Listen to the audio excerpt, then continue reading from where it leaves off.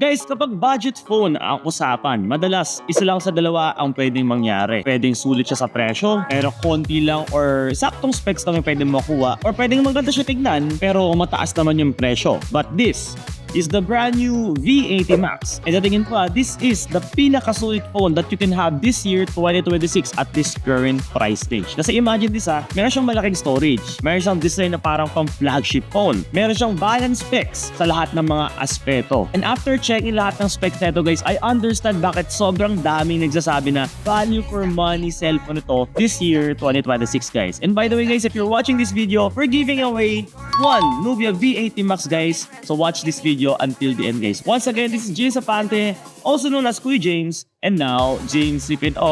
Let's go. So this is the box itself. As you can see, ang design palagi ng Nubia palagi nasa harapan yung mga specification. Hindi siya katulad ng mga ibang smartphone na nasa likod yung mga specification. So we have here the 128GB plus 8GB of dynamic RAM with 6,000 mAh battery, 120 or 6.9 inches, lane level precision navigation, which malalaman natin yun in a bit, in a TUV certified drop resistance, which basically resembles its durability guys. So again, Nubia has been one of the aspiring brands actually out there in the market, and one of their target actually na market talaga is yung mga gamers na naghahanap ng pinakasulit na specs on a budget price. So okay, so eto siya. The box itself, very much standard naman siya. Naalala ko guys, last year ginawa natin ng content yung Nubia V70 Max, no? Sobrang nag-trending yun kasi kamukha po nila nung time na yun, yung iPhone 17 Pro Max. But this year naman, may iba naman silang kamukha. Malalaman natin yun in a bit. Meron siyang brick, which this brick is I think pretty much standard. Malalaman natin mamaya yung wattage nito kung gaano kalakas. And meron siyang USB-A to USB-C cable, and that's it. Meron din po siyang kasamang jelly case, as you can see here. And eto na yung phone itself guys right now. As you can see, anong kamukha niya? Nakuhulaan mo?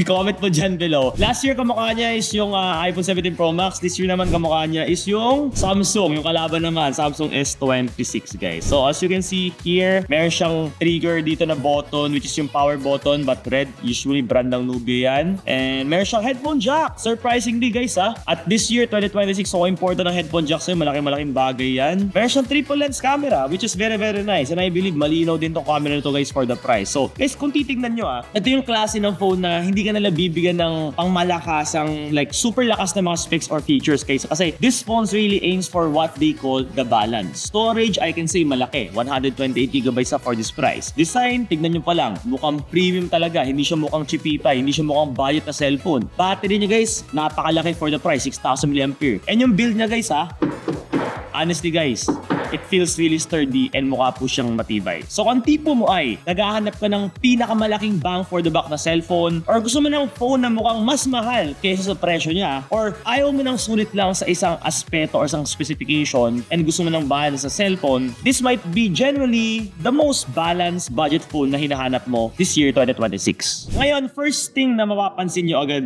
hindi siya again mukhang budget na cellphone. Kasi kung titignan nyo yung likod ng cellphone na to, yung camera module, yung minimalist na layout ng lenses niya, para po siyang Samsung S26 ang fake. Individual lens rings, clean vertical layout, walang chunky camera island, and honestly sa presyo niya, hindi mo talaga aakalain na budget phone lang ang cellphone na to. Matte finish pa yung likod, so ibig sabihin guys, fingerprint resistant po ang cellphone na to. And ibig sabihin, mananatiling clean tignan kahit ilang oras mo to gamitin habang naglalaro ka ng ML, COD o kung ano man. Available din to guys sa 5 colors, which is meron silang Stardust Purple, Stellar Silver, which is eto yung gamit natin right now. Meron silang Aurelia Gold, Sky Cyan or yung blue, and also of course, hindi mawawala ang Space Black. So isa ka sa mga taong importante rin ang forma at hindi lang specs, I can say, panalo ka na dito. At eto guys, isa sa pinakamalaking dahilan kung bakit sinasabi kong isa to sa mga pinakasulit na cellphone this year 2026. Guys, for the base model, it has a 128GB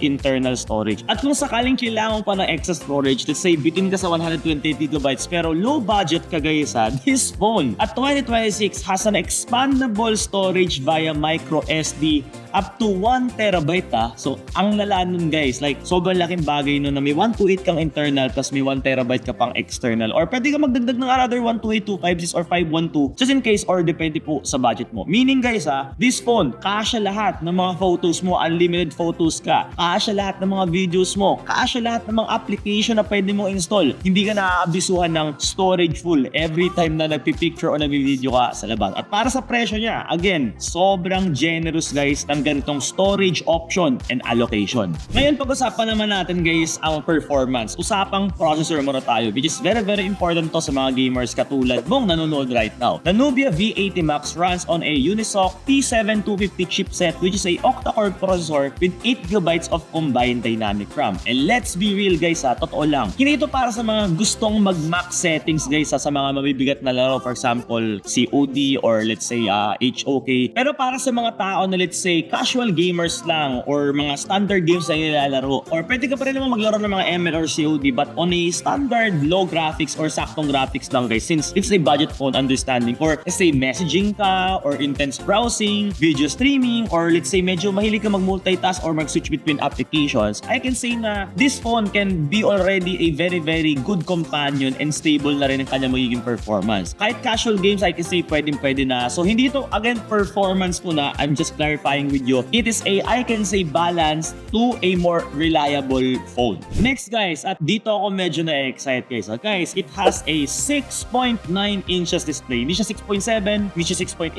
It's a 6.9 inches display. And honestly guys, look at that. Malaki talaga siya. And pinakamalupit pa, meron siyang 120Hz refresh rates and up to 780 nits of peak of brightness guys. Meaning, mas smooth ang magiging scrolling experience mo, mas magiging komportable even manonood ka ng mga videos, and kahit nasa labas ka, makikita mo pa rin guys yung content. Let's say may kausap ka, nag-commute ka, or medyo turig yung araw, wala ka magiging problema. So kung mahilig ka manood ng long form videos, mag-scroll sa social media ng matagal, or maglaro ng casual games, iba talaga ang magiging experience mo whenever you have a bigger screen. Now, ito talaga yung part na I can say bida tong smartphone na to, especially at the price range na ito guys ha, the battery itself. Ano mo man yung ganda ng specs, yung tibay, yung ganda ng display, yung ganda ng camera guys kung malit yung battery. Guys, the Nubia V80 Max has a staggering 6,000 mAh battery and sobrang laki niyan for this current price range guys. At take note ha, ito yung pinaka-affordable budget smartphone ni Nubia and 6,000 mAh agad yung battery, unlike sa ibang smartphone brands na 4,500, 4,800 to 5,000 mAh lang po nun. Meaning, you will have less battery anxiety on this smartphone. Less hanap ka ng charger and less charging in the middle of the day whenever nasa labas ka. So, hindi mo na kailangan basta-basta magdala ng power bank, no? Ganun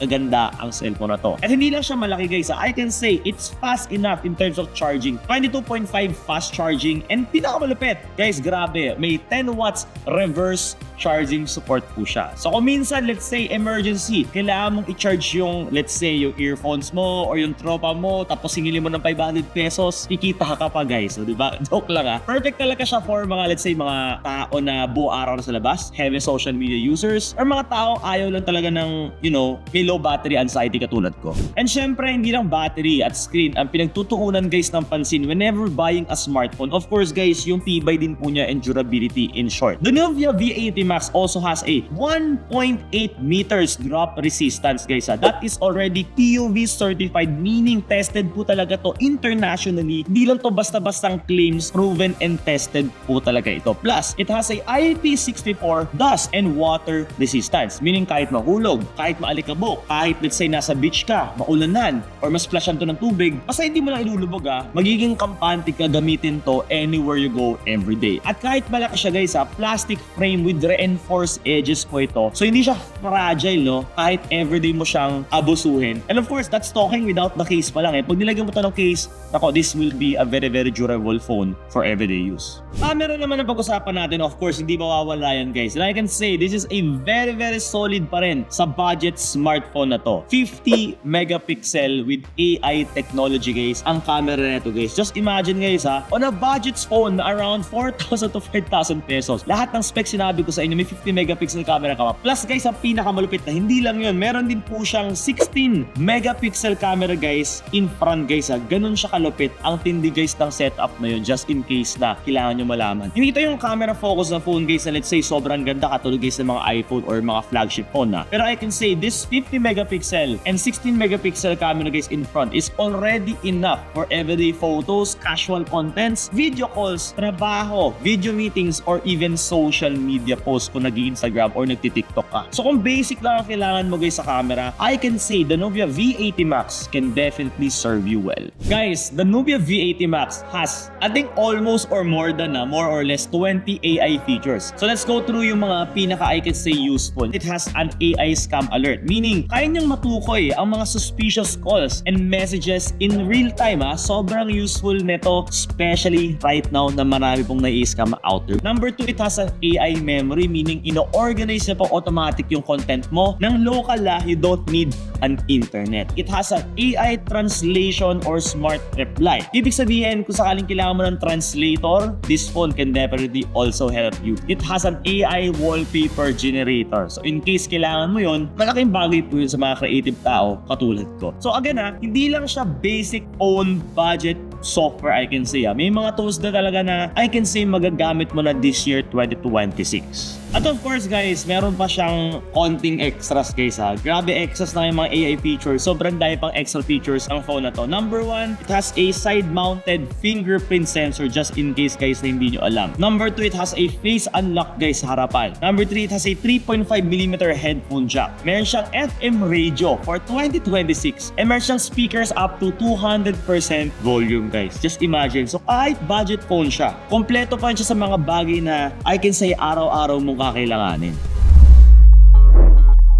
So, para kanino ang Nubia V80 Max? Honestly, sa mga taong gusto ng phone na let's say mukhang mas mahal kaysa sa presyo niya. Just look at that design, grabe, napakaganda. Malaki ang storage, expandable pa at the same time ang storage. Malaki ang screen at the same time ang battery. Of course, matibay and walang kulang in terms of let's say specifications or let's say extra features. Kompletong-kompleto. Perfect po I can say for students, mga taong let's say marami talagang mga files, photos and videos sa mga lumang cellphone na nila kailangan nila ilipat sa bagong cellphone nila. Mga taong let's say gusto ng premium look na cellphone pero hindi premium ang kanilang budget, or mga naghahanap ng one phone na kayang gawin ng lahat without major sacrifice on big specification from the flagship cellphones. Hindi ito yung phone na naghahanap ng powerhouse performance, pero kung titignan mo yung buong package, design, storage, screen, battery, durability, sobrang hirap talaga maghanap ng ganong cellphone na kayang kumpleto at this current price range. And honestly guys ito yung cellphone na nagpapatunay na hindi mo kailangan mamili in between kung maganda at sulit. Minsan, pwede mo silang parehong makuha guys. At ayun ang dahilan kung bakit sa tingin ko, the Nubia V80 Max is, I can say, the pinakasulit na smartphone at this current price range, 4,000 pesos-ish this year, 2026. And syempre guys, it's giveaway time. I know guys, alam naman natin na every time nag-review tayo ng cellphone here on the channel, pinapamigay natin yung cellphone na yun mismo kung ano may nire-review natin guys. And before I proceed sa ating giveaway of the Nubia V80 Max, gusto ko lang i-announce yung winner ng ating Poco X8 Pro from our previous video guys. So ilalabas ko guys sa screen yung winner right now. If ikaw tong winner na to, go message our Facebook page, Kuya James Afante with blue check mark to claim your prize. And for the Nubia V80 Max guys paano ka makakasali? Simple lang gagawin mo guys. I-like mo lang tong video na to, mag-subscribe ka right now sa channel natin kung di ka pa nakasubscribe, and turn on the notification bell. And i-comment mo dyan sa baba ano ang nagustuhan mong feature, specification, or aspect of the Nubia V80 Max. I-announce namin ang winner on our next videos. And just in case naghahanap ka ng may pinakamalaking discount na Nubia V80 Max right now, I have attached a link in the description. May pinakamalaking voucher right now sa buong Pilipinas. So pwede ka mag-checkout, baka may freebies pa makahabol ka na. Once again, this is James Afante, also known as Kuya James and now JCPO. This is the Nubia V80 Max. Sobrang solid nito. Let's go.